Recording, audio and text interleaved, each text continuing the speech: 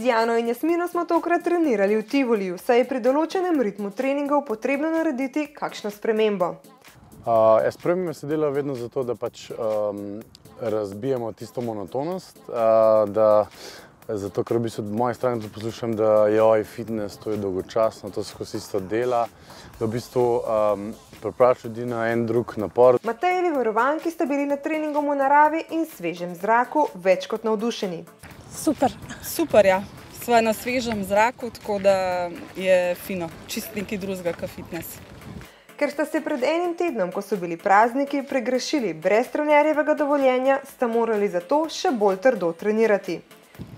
Ja, jaz sem majčkeno s potičko grešila. Ja. Jaz sem grešila, ampak ne preveč. Kaj pa je trener rekel?